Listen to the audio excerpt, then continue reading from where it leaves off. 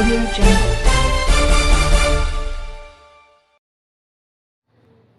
வணக்கம். Hitech news TV செய்திகள். தமிழகத்தில் 20,000 டீசல் பேருந்துகள் இயக்கப்படுகின்றன. இதில் 1.76 கோடி பேர் பயணம் செய்கின்றனர். போக்குவரத்து துறை செலவினங்களில் 27% எரிபொருளுக்காக செலவிடப்படுகிறது.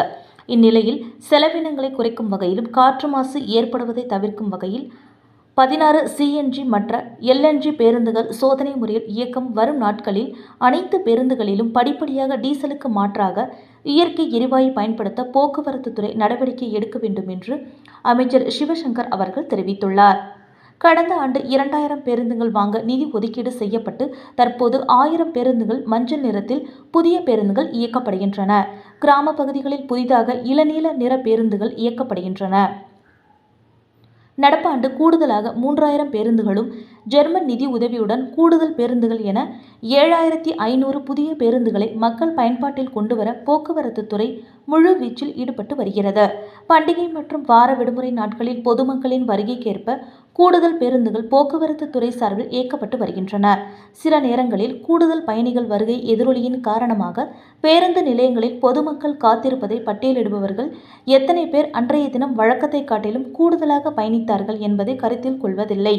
அதிமுக ஆட்சி காலத்தில் புதிய பேருந்துகள் வாங்கப்படாத நிலையில் சில பணிமனைகளில் பேருந்துகள் காலாவதியான நிலையில் இயக்கப்பட்டு வருகின்றது. அந்த பேருந்துகளை மாற்றம் செய்வதற்குத்தான் தற்போது நடவடிக்கை எடுக்கப்பட்டுள்ளது. சில இடங்களில் பேருந்துகளில் ஏற்படும் பழுதுகளை வீடியோவாக சமூக வலைதளங்களில் வெளியிடும் நபர்கள் அந்த பேருந்துகள் பழுது நீக்கத்திற்கு பிறகு சீராக இயங்குவது ஏன் பதிவு செய்ய மறுக்கின்றனர். இரவு நேரங்களில் பேருந்துக்காக காத்திருக்கும் பயணிகள் ஒருவர் கூட மீதமின்றி பயணிகளை அவரவர் ஊருக்கு வழியனுப்பும் பயணிகளில் போக்குவரத்தினுடைய ஓட்டுநர்களும் நடத்துனர்களும் இரவு பகல் பாராமல் பணியாற்றி வருகின்றனர். அதனை அனைவரும் மனதில் கொள்ள வேண்டும். பள்ளியில் மாணவர் சேர்க்கை முடிந்த பிறகு மாணவர்களுக்கு இலவச பயண சீட்டு கொடுக்கும் பயணிகள் நடைபெறும் என்று குறிப்பிட்டார்.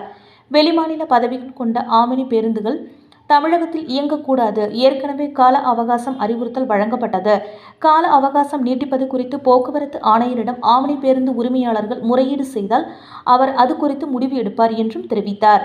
சட்டமன்ற கூட்டத்தொடர் முடிந்த பிறகு போக்குவரத்து துறையில் உள்ள காலி பணியிடங்கள் நிரப்பப்படும் எனவும் வருகின்ற கூட்டத்தொடரில் போக்குவரத்து துறையில் பல முக்கிய அறிவிப்புகள் வெளியாக உள்ளதாகவும் அவர் தெரிவித்தார். நிரந்தர பணியாளர்கள் எடுக்கும் பணிகள் சட்டமன்ற கூட்டத்தொடர் முடிந்த பிறகு 3 மாதங்கள் கழித்து அதற்கான பணிகள் தொடங்கப்படும் என்றும் அவர் தெரிவித்தார்.